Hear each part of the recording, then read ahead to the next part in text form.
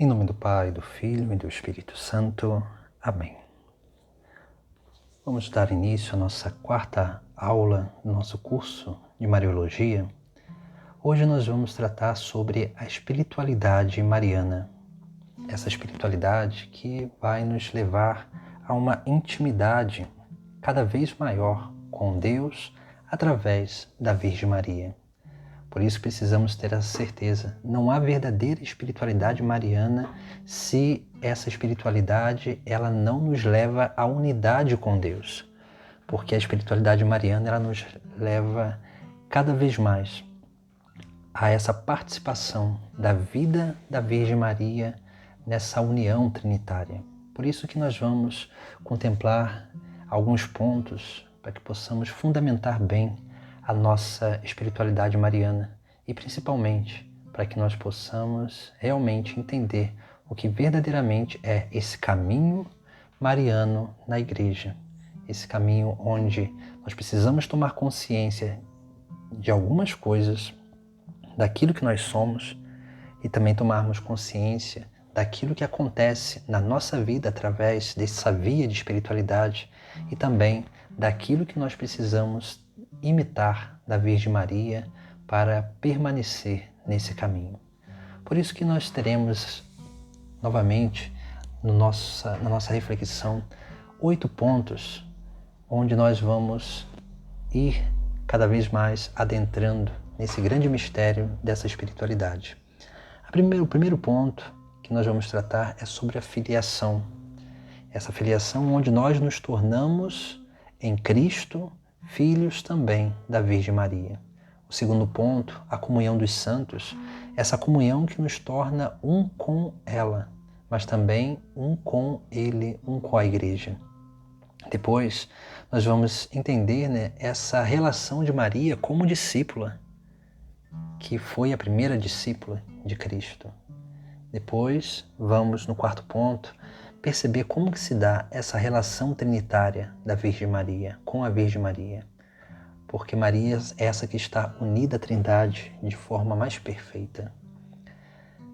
No quinto ponto, nós trataremos das virtudes de Nossa Senhora. No sexto ponto, a vida ativa e contemplativa da Virgem Maria. Veja que nesse quinto e sexto ponto, aí nos chama algumas atitudes, algumas formas de vida e principalmente de práticas espirituais que nós precisamos ir incutindo na nossa vida para que possamos ter um verdadeiro fruto dessa espiritualidade na nossa caminhada. E os últimos pontos nós vamos tratar da verdadeira devoção e da consagração total a Maria. Esses 2 pontos eles têm a ver com o Tratado da Verdadeira Devoção de São Luís Maria Grião de Montfort. Esse tratado que nos traz muitos ensinamentos importantes sobre a devoção a Nossa Senhora.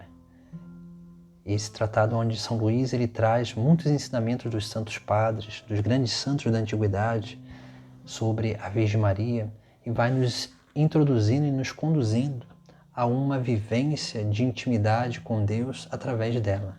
Por isso que nós vamos entender que essa consagração à Virgem Maria nada mais é do que uma consagração a Jesus Cristo por Maria. Assim vamos dar início à nossa reflexão. O primeiro ponto, como nós havíamos falado, vamos falar da filiação. Maria, entenda que tudo o que acontece na vida da Virgem Maria, de certa forma, pode acontecer na nossa vida, ou podemos até dizer, deve acontecer na nossa vida. Porque Maria é a primeira cristã. Maria é aquela que realmente foi conservada, foi preservada do pecado original para ser esse exemplo perfeito, essa cópia perfeita do próprio Deus, do próprio Cristo. Porque nela se conserva a imagem e semelhança do qual o ser humano foi criado. Por isso que quando Jesus Cristo ele vem realizar essa obra de restauração, ele vem nos chamar a atenção sobre aquilo que é a filiação, porque ele nos torna filhos do Pai do céu. Mas veja, o Pai do céu que enviou seu Filho a essa terra, quis que seu Filho nascesse de uma mulher, quis que seu Filho tivesse uma mãe. E naturalmente, Se nós somos filhos no Filho, Maria, que é essa filha de Deus Pai, nós que somos filhos no Filho dela, em Jesus Cristo, precisamos entender que nós também somos filhos de Maria.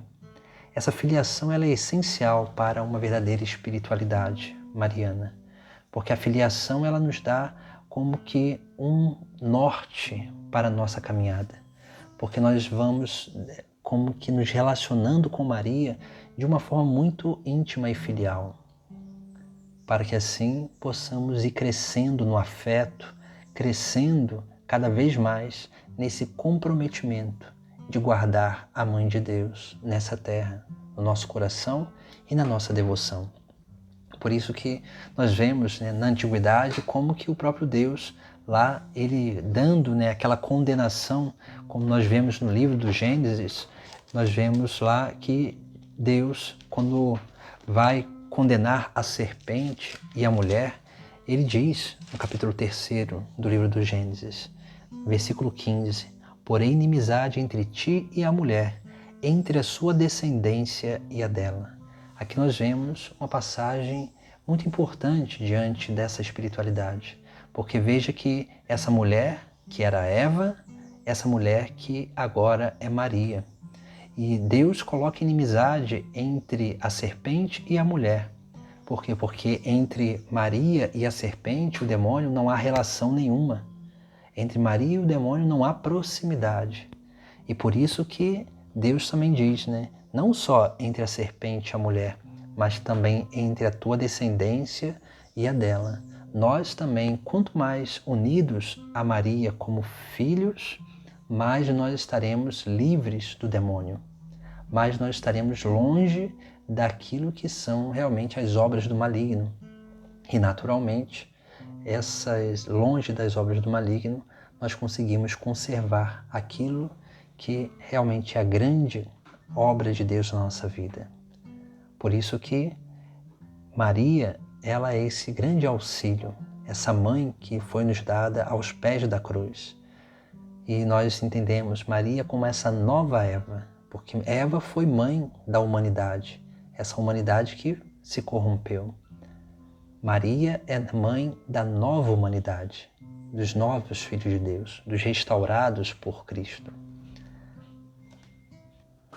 Por isso que Jesus, aos pés da cruz, oferece a sua mãe àquele discípulo amado. No capítulo 19 do Evangelho de São João, nós vemos justamente isso.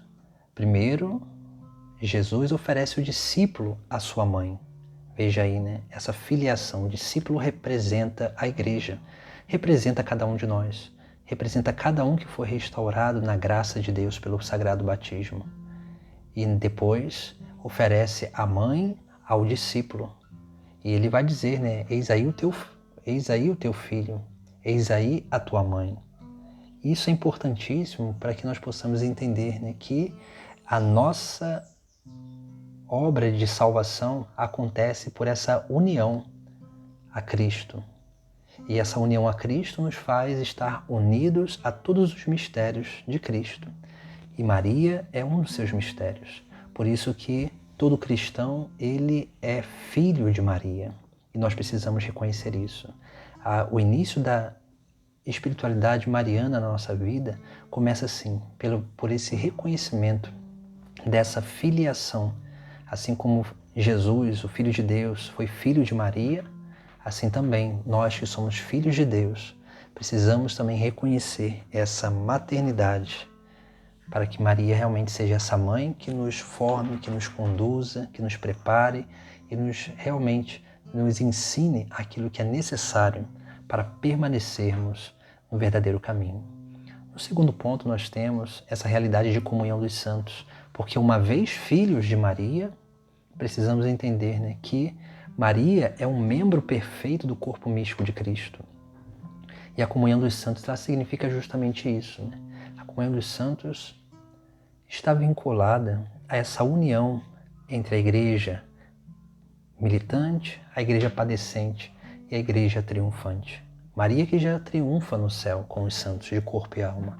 Por isso que quanto mais nós entendermos que Maria é um membro do corpo místico de Cristo, mais nós vamos também entender que essa comunhão com ela é eficaz.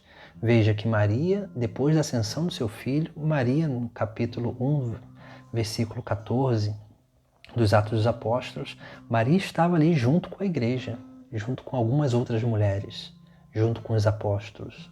Isso para dizer que Maria era parte integrante dessa igreja. E nós precisamos entender justamente isso, porque nós que somos também membros desse corpo místico de Cristo, nós estamos unidos de uma forma muito bela e muito essencial à Virgem Maria, que é esse membro perfeito. Por isso que na antiguidade, quando foi se compondo a ladainha lauretana, existiam 2 títulos importantes na ladainha, que vêm lá do livro do Cântico dos Cânticos, do capítulo 4º e do capítulo 7º, onde chamam e invocam Maria com o título Torre de Davi e Torre de Marfim. Esses 2 títulos, eles têm vínculo com essas passagens do Cântico dos Cânticos, porque lá o esposo diz, o pescoço da minha esposa é como a Torre de Davi, é como a Torre de Marfim. Isso significa o quê, né? Que no corpo místico de Cristo, Maria é o pescoço, aquela que une a cabeça, que é o próprio Cristo, ao resto dos membros, o resto do corpo. Por isso nós temos essa união essencial em Maria, porque essa comunhão dos santos ela nos torna um com ela, participantes dessa graça. E essa graça ela nos vem também através dela. Por isso que nós temos uma comunhão de bens espirituais. E quanto mais nós vamos adentrando nesse mistério de unidade, de devoção mariana, mais nós vamos nos abrindo para participar desses bens espirituais. Veja, Maria, quando nós rezamos Nossa Senhora das Graças, né? Maria, aquela que é medianeira de todas as graças. Por quê? Porque Jesus é a grande graça, a plenitude da graça. E ela que trouxe o seu Filho a essa terra, né, nos deu a graça encarnada, que é o próprio Cristo, ela sim, né, vai sendo como que esse canal da graça na nossa vida.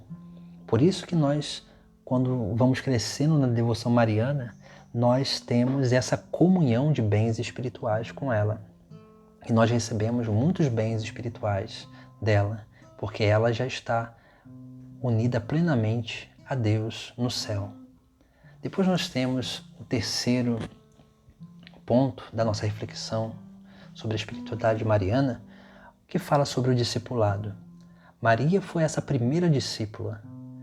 O discipulado, ele nos chama a 2 coisas essenciais. Porque aquele que é chamado para o discipulado é chamado para aprender. Mas não só para aprender. Ele é chamado também para depois transmitir, para anunciar. Por isso nós vemos também, né, como que Maria caminhava com seu filho. Maria era essa discípula, a primeira discípula, aquela que primeiro acolheu o chamado de Deus. É claro que isso acontece na anunciação do anjo, mas vai se realizando e se planificando nessa caminhada de Maria juntamente com seu filho Jesus, onde ela vai escutando dele a verdade divina, onde ela vai como que no segmento tendo conhecimento daquilo que é necessário para a salvação da humanidade. Por isso que nós precisamos também, né, como Maria, ser discípulos. Esses discípulos que estão junto do Mestre para aprender, para entender. Esses discípulos que estão, né, dóceis a essa grande obra do anúncio para escutar. Mas também precisamos nos abrir a essa obra do anúncio. Esse anúncio que realmente precisa acontecer através da nossa vida. Como Maria também anunciou a presença de Deus, a presença do Filho de Deus no seu ventre, a Santa Isabel. Quando nós vemos essa passagem da Anunciação, depois da Anunciação nós temos ali a passagem da Visitação, onde Maria sai apressadamente para uma região montanhosa para servir a sua prima Isabel, que estava grávida. Nessa chegada à casa de Isabel, o evangelista relata: quando Isabel ouviu a saudação de Maria, a criança pulou de alegria em seu ventre. E Isabel ficou repleta do Espírito Santo. Veja que somente com uma saudação Isabel ficou cheia do Espírito Santo. Essa saudação nada mais nada menos que é aquela saudação dos judeus: Shalom, a paz. Veja que Maria transmite a paz, o príncipe da paz, aquele que está no seu ventre, unicamente com a sua presença. Porque é necessário, na nossa vida, anunciar a Jesus Cristo, transmitir, promover a paz. Por isso que nós vemos, que precisamos imitar a Maria nesse aspecto da nossa vida, do discipulado, para estar junto de Jesus, sempre junto de Jesus, mas também para, no momento certo, anunciar a sua palavra com a nossa vida e principalmente com o nosso testemunho, e, se preciso, também com as nossas palavras. Depois, temos o ponto número 4, onde esse ponto fala das relações trinitárias. Maria que se relaciona com o Pai, com o Filho e com o Espírito Santo. E aí nós vemos, Maria, aquilo que nós rezamos muitas vezes em algumas orações ou ladainhas, Maria, filha de Deus Pai, esposa do Espírito Santo, mãe do Deus Filho. Aqui nós vemos, justamente essas relações. Maria, filha. Ela é filha porque ela, sim, soube reconhecer aquilo que é a grandiosidade de Deus. Ela soube reconhecer o seu lugar na obra da salvação. Ela soube acolher, esse Deus que é Pai, esse Deus que é ternura, esse Deus que é amor, que é misericórdia, e experimentou essa grande obra de Deus na sua vida. Maria é esposa do Espírito Santo, porque foi através do Espírito Santo que ela concebeu o Filho de Deus. E essa realidade também é essencial para a nossa vida, porque nós precisamos entender que, de alguma forma, nós participamos também dessa vida esponsal com o Espírito Santo, porque esse Espírito Santo é aquele que em nós vai nos unindo tanto a nós que vai nos transformando no próprio Filho de Deus, no próprio Cristo. Maria, mãe de Deus Filho. Veja que essas relações trinitárias são essenciais na vida de Maria, porque assim como cada pessoa da Trindade tem uma relação para com a outra pessoa, Maria também tem uma relação específica para cada pessoa da Trindade e participa desse grande mistério em plenitude. Nós precisamos também aprender a participar desse mistério trinitário em plenitude, porque esse mistério é um mistério de unidade, de inabitação trinitária. Essa inabitação de Deus em nós, onde o próprio Deus ele vai realizando as suas missões dentro em nós, nos tornando mais filhos, nos transformando mais em Cristo e movidos cada vez mais pelo Espírito. Essa é a grande obra que aconteceu na vida de Maria e que precisa acontecer na nossa vida, porque aqui nessa terra nós já começamos a participar dessa glória eterna. Porque na medida em que nós vamos tendo essa relação de filhos, esposos, esposas, mãe e pai, nós vamos também adentrando nesse grande mistério mariano. Porque nós também, de alguma forma, precisamos reconhecer que somos filhos de Deus, que somos esposos, almas esposas do Espírito Santo. E somos aí, cada vez mais, o próprio Filho, onde nós nos unimos a Ele e fazemos gerar Ele em nós. Maria, ela faz gerar Deus em nós, faz gerar Jesus em nós, para que, perseverando nessa terra, possamos alcançar a glória eterna, essa glorificação eterna, onde no céu estaremos com Maria, unidos ao Pai, ao Filho e ao Espírito Santo. Essa obra primeira que nós vemos é essa realidade que nós precisamos reconhecer da parte de Deus. Essa realidade onde nós vamos nos reconhecendo filhos unidos, filhos de Maria, unidos a ela por essa comunhão dos santos, onde nós nos tornamos discípulos de Cristo, mas também de Maria.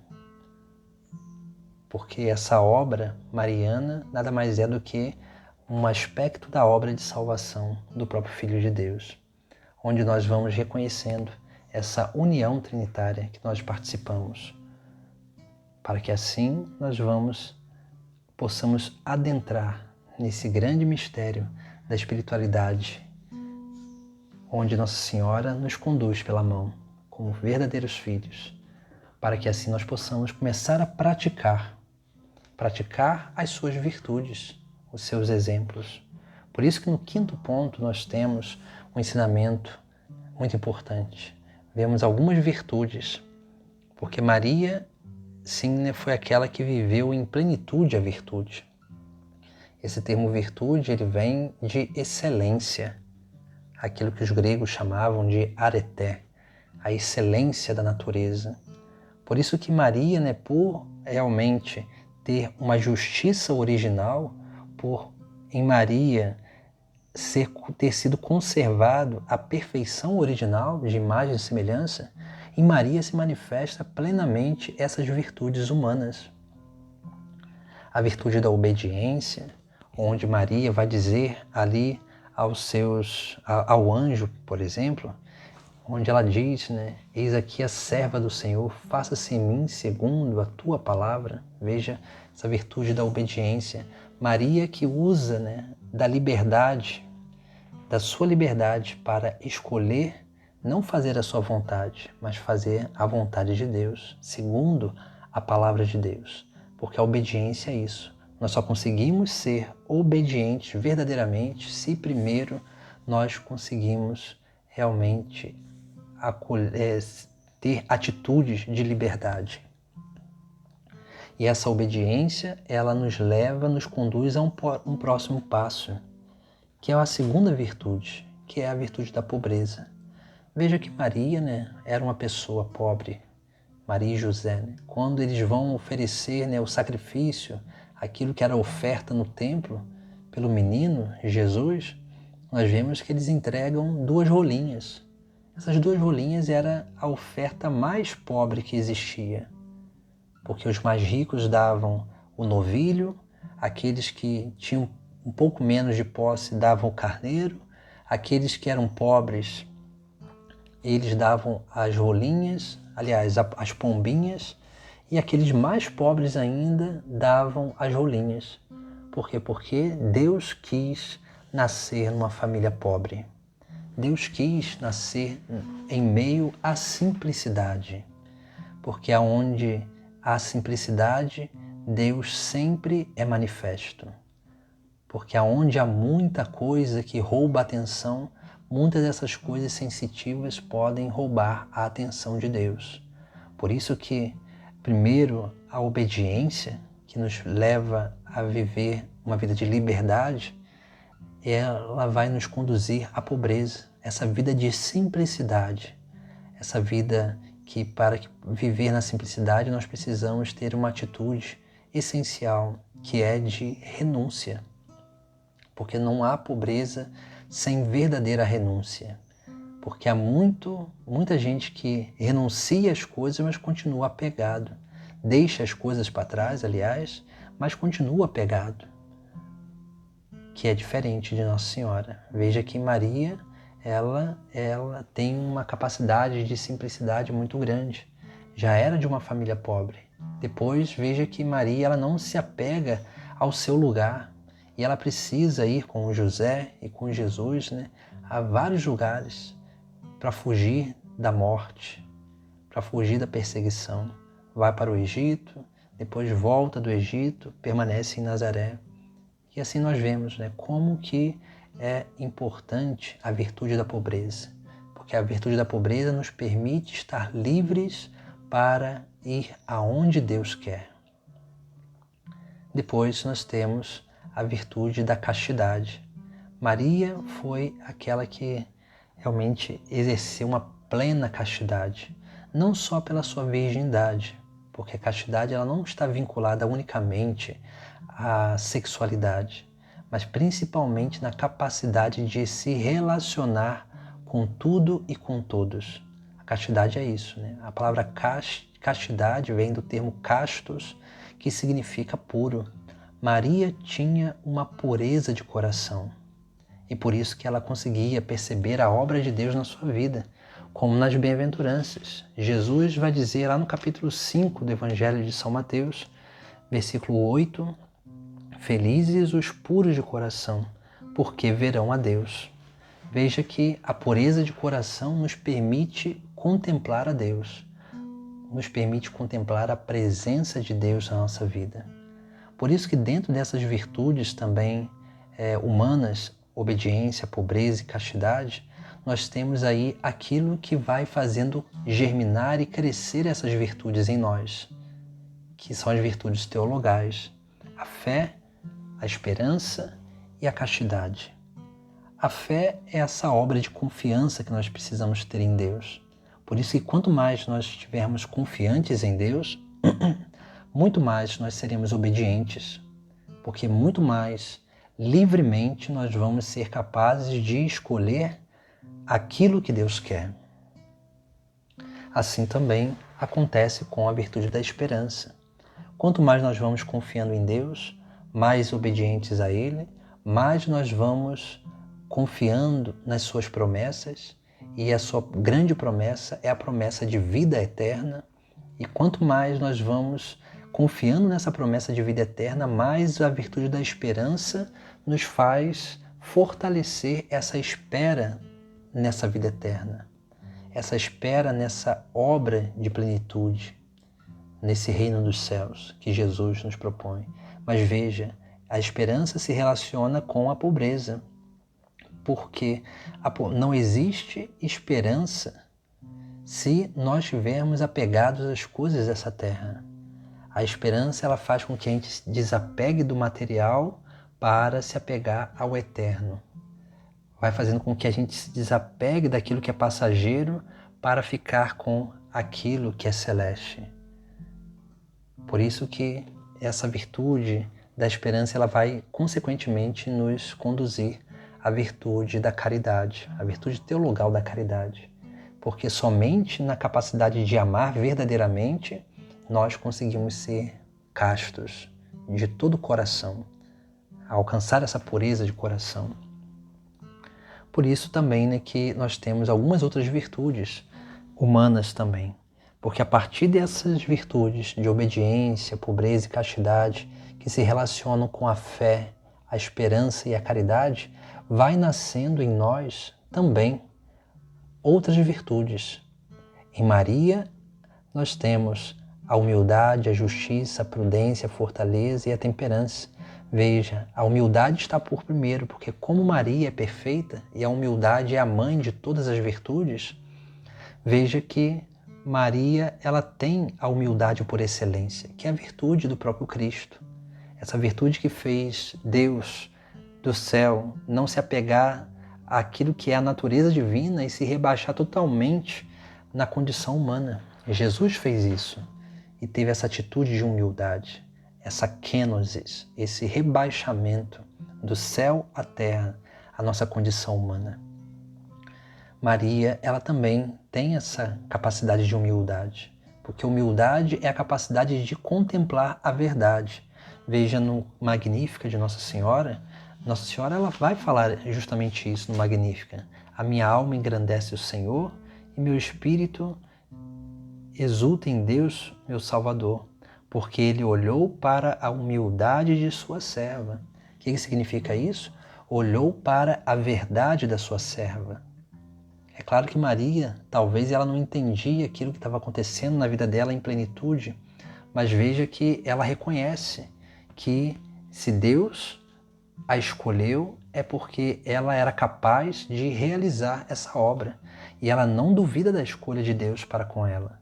Isso é a verdadeira humildade, porque ela reconhece com toda a plenitude que se Deus a chamou, é Ele mesmo que vai realizar todas essas obras.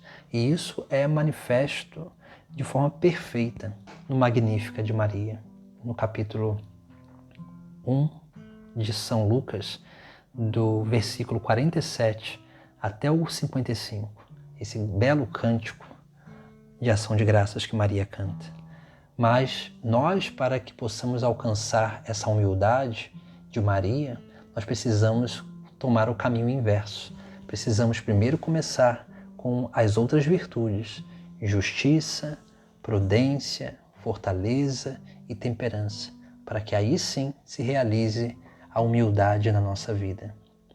A justiça, para que possamos dar a cada um o que é devido, a Deus o que é de Deus e aos homens o que é dos homens, a nossa família o que é da nossa família e a igreja o que é da igreja, ao nosso trabalho o que é do nosso trabalho, ao descanso daquilo que é o descanso. Precisamos aprender a ser justos nesses âmbitos da nossa vida. Maria era justa nesses âmbitos da sua vida e ela realizou essa perfeita justiça. Depois, nós temos a prudência. A prudência é uma virtude humana que depende da justiça, porque a justiça é uma virtude que ela tem a sua parte intelectual, porque precisa de discernimento. A prudência, ela vai também nos ajudar a crescer nessa capacidade de discernimento sobre a verdade e a falsidade, sobre o bem e sobre o mal. Ela vai fazer com que os ímpetos interiores, nós não nos deixemos levar pelos ímpetos interiores. Ela vai fazer o que, né? A prudência, ela nos ajuda de uma forma racional a motivar a nossa vontade para, muitas vezes, resistir a alguma coisa ou persistir em algo. É aquilo que vai ser motivado pela virtude da fortaleza. Porque a fortaleza, ela vai tocar também a nossa vontade. E a fortaleza, ela vai fortalecer essa virtude, essa vontade, esse caminho que nós decidimos seguir. E vai fazer realmente nós resistirmos mais de forma discernida, né, pela virtude da prudência, e vai fazer com que a gente persista mais. E essa fortaleza, ela nos, juntamente com a justiça e a prudência, ela vai fazendo crescer em nós uma capacidade de resiliência, uma capacidade de renovar a nossa vida, de ir, né, cada vez mais diante da nossa caminhada, superando as nossas dificuldades, ressignificando a nossa vida, nos abrindo cada vez mais a esse âmbito tão amplo da nossa vida espiritual, da nossa relação com Deus e a nossa relação com o mundo. E aí sim vai crescer também a temperança, esse equilíbrio da nossa vida, onde nós vamos aprendendo a dominar as nossas paixões, a dominar aquilo que grita em nós, para permitir com que o Espírito de Deus se manifeste através de nós. Aí sim, depois de alcançarmos essas virtudes humanas, a humildade, ela começa a aparecer na nossa vida, porque a nossa vida, ela começa a transparecer a verdade do que somos. Veja que esse é o caminho que a Virgem Maria faz, esse é o caminho que ela nos propõe, esse é o exemplo que ela nos dá para que a gente possa seguir e possa também alcançar essa grande graça, porque as virtudes humanas, elas estão para nos levar a uma plenitude da nossa natureza, da nossa vida humana, para que assim nós possamos nos tornar cada vez mais dóceis a essa grande obra de Deus na nossa vida. O ponto 6 fala da vida ativa e contemplativa. Veja que, formando essa capacidade humana na nossa experiência com Deus, tendo em vista também a fé, a esperança e a caridade, nós somos chamados agora a uma vida ativa e contemplativa. A vida ativa porque nós precisamos, cada vez mais, como falávamos do discipulado, precisamos anunciar, precisamos trabalhar pela salvação das almas, como Maria ela fez, né, naquele casamento nas bodas de Caná, onde ela percebe a falta do vinho. A vida ativa e contemplativa, ela depende disso, né? Porque nós precisamos estar atentos àquilo que é a necessidade do nosso lugar, do nosso próximo. Maria estava assim, né? Essa é a vida ativa de Maria. mesmo sendo silenciosa, mesmo estando sempre ali, né, de uma forma introspectiva, guardando o seu silêncio, ela nunca se fechou em si, mas ela sempre se abriu ao próximo. E foi por isso que ela conseguiu perceber a falta do vinho naquela festa de casamento. Depois nós vemos também Maria, que o evangelista relata, né, que guardava todas as coisas no seu coração, meditando no seu coração. Aqui nós temos um ensinamento essencial e importante também, porque São Lucas ele fala isso no capítulo 2, versículo 19 e no versículo 51b. Muitas coisas que aconteciam, Maria não entendia, mas ela guardava no seu coração para meditar todas essas coisas. E isso fazia com que ela alcançasse uma grande graça da parte de Deus, que era, sim, permanecer fiel aos seus santos propósitos, ao chamado de Deus na sua vida. Por isso que todos nós também somos chamados, a exemplo de Maria, a ter uma vida ativa e contemplativa. Uma vida ativa de estar atentos, porque somente quando nós estamos atentos nós conseguimos agir de forma correta para a salvação e edificação dos nossos irmãos, para a salvação das almas. E estando atentos nós vamos conseguindo perceber a necessidade do nosso próximo e sermos capazes de ajudá-lo naquilo que ele necessita, e não dar aquilo que nós queremos dar, mas dar aquilo que o outro precisa que nós demos. E a vida contemplativa, essa capacidade de guardar sem entender, guardar tudo no coração, para que no momento certo o Espírito Santo ele possa vir e possa nos ensinar e recordar todas as coisas. Essa é a nossa missão e o nosso caminho de discipulado, de estar unidos a Jesus Cristo por Maria. Toda a espiritualidade mariana ela nos requer isso, ela nos chama a isso, a uma vida de unidade com o próprio Deus. Por isso que esses pontos que até agora nós vimos são pontos essenciais para que nós possamos entender o que é uma verdadeira espiritualidade mariana, que nos chama a ser filhos, que nos chama a estar em comunhão com ela e com Deus, que nos chama a um discipulado para a salvação das almas, para aprender, né, e para salvar almas, que nos chamam a relação trinitária, que nos chamam um crescimento humano em virtudes, mas também um crescimento espiritual, onde nós vamos colocando em prática os nossos dons, a nossa capacidade de fazer o bem ao próximo, para que possamos crescer nessa vida de unidade com Deus, participando da sua vida e também da sua missão. Agora nós veremos os últimos 2 pontos que falam sobre a verdadeira devoção. Aqui nós temos 2 ensinamentos do Tratado da Verdadeira Devoção à Santíssima Virgem de São Luís Maria Grião de Montfort. O 7º ponto fala da verdadeira devoção. Precisamos entender o que é uma verdadeira devoção. Aqui nós temos 2 pontos. O primeiro ponto, ele vai dizer que uma verdadeira devoção nos leva sempre a Jesus Cristo, a estar com Ele. Por isso que nós vemos, quando uma pessoa ela se diz devota da Virgem Maria, se diz, né, ali, né, que tem uma espiritualidade mariana, e ela não cresce nessa meditação da palavra, de estar com Cristo na palavra, de estar com Cristo na Eucaristia, de estar com Cristo na igreja, é sinal que ela não tem uma verdadeira devoção. Porque a verdadeira devoção nos faz perceber e estar unidos sempre a Jesus Cristo. Pela palavra, que é a palavra, é Cristo prefigurado e Cristo realizado no Novo Testamento, na Eucaristia, que é a presença real de Cristo, e na igreja, que é o corpo místico de Cristo. Essas 3 formas que Jesus Cristo se manifesta a cada um de nós. Se nós temos uma verdadeira devoção, precisamos buscar Jesus Cristo dessas 3 formas essenciais.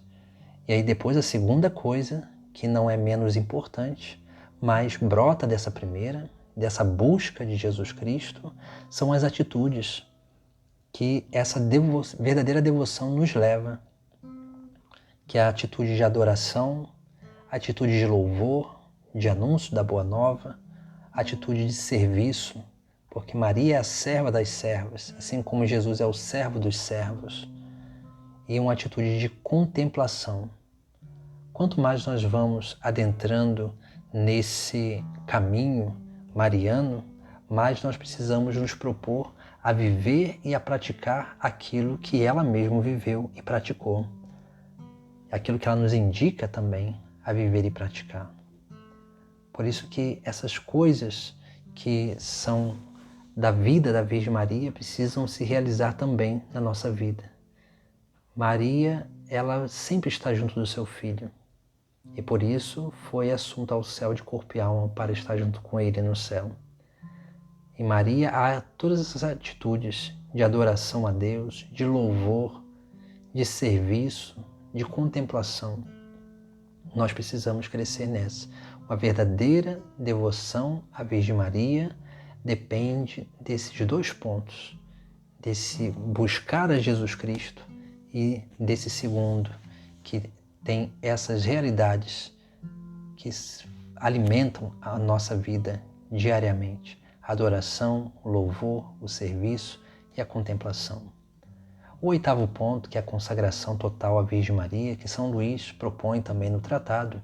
Essa consagração, ela, primeiramente, o essencial dela é uma renovação das promessas batismais. São Luís, ele entende que a obra de salvação do ser humano, ela passa pelo batismo e ela se atualiza através dessa renovação das promessas batismais, de renunciar o mundo, o demônio, as suas obras, suas pompas e aderir totalmente àquilo que é a verdadeira fé. Por isso que precisamos entender muito bem isso. Quando nós queremos ser consagrados à Virgem Maria, por esse método que São Luís nos propõe, mas nós não queremos deixar o pecado, nós não queremos renunciar o mundo, renunciar às obras de Satanás, a vida de pecado, nós não conseguimos fazer de fato essa consagração. Podemos até repetir fórmulas, mas de fato nós não seremos consagrados à Virgem Maria, por esse método, porque nós não estamos tendo uma atitude de renúncia, uma atitude realmente de aderir totalmente a Jesus Cristo, renunciando Satanás e as suas obras. A segunda coisa dentro dessa consagração, que também é bem importante, é a nossa união através de Maria a Jesus Cristo na sua obra de salvação. Porque essa obra de salvação ela acontece de uma forma plena, mas sempre unida a Cristo. Essa consagração ela nos une tanto a Cristo que tudo aquilo que nós fazemos nessa terra se torna atos salvíficos do próprio Cristo Jesus. E aqui nós vemos, esses atos salvíficos do próprio Cristo Jesus, eles são, sim, essa grande obra de salvação. Por isso que nós oferecemos nessa consagração os méritos das nossas boas obras, passadas, presentes e futuras, para que Maria use da melhor forma que ela queira, para que assim, no momento certo, nós possamos também ser agraciados por esses méritos que Maria derrama sobre a nossa vida, na medida em que nós somos capazes de recebê-los para a nossa salvação, para a nossa santificação. Nós precisamos entender muito bem que essa consagração, unido a essa obra de salvação, é uma obra também de generosidade, porque sem verdadeiro amor nós não conseguiremos realmente nos dedicar a essa consagração, à prática dessa consagração. Por isso que São Luís ele vai nos escrever esse tratado da verdadeira devoção, nos ensinando os caminhos essenciais para que possamos entender essa espiritualidade mariana através de uma verdadeira devoção, onde nós realmente temos Maria como essa que nos conduz a Cristo sempre. E essa consagração que nos une, que ratifica o nosso desejo de seguir a Deus e nos une mais ainda a essa obra de salvação de Cristo, onde tudo na nossa vida se torna atos salvíficos, obra de salvação. Esse é o grande e essencial ponto dessa consagração. Por isso que a espiritualidade mariana, ela é bem rica dentro da igreja. E Maria não tira em nada aquilo que é a glória de Deus. Porque quando nós temos essa devoção mariana, mais ainda nós damos glórias a Deus. Porque ter uma devoção mariana e uma espiritualidade mariana é nada mais, nada menos do que reconhecer o que Deus realizou na vida da Virgem Maria. E quanto mais nós reconhecemos essa grande obra de salvação, de santificação que acontece em Maria e através da Virgem Maria para a humanidade, mais nós vamos reconhecendo a obra de Deus que se revelou, veio ao nosso encontro e quer nos ajudar e nos conduzir para a glória do céu. Por isso precisamos nos reconhecer filhos, unidos a ela, discípulos como ela, unidos à Trindade, crescer nas virtudes e, é claro, na vida espiritual, para que assim, a exemplo dela, possamos continuar o nosso caminho e termos uma verdadeira devoção. E se Deus quiser, e assim nós formos chamados a isso, possamos nos consagrar totalmente a Maria, para que a nossa vida ela se torne esse grande instrumento de salvação das almas para o reino dos céus. Em nome do Pai, do Filho e do Espírito Santo. Amém.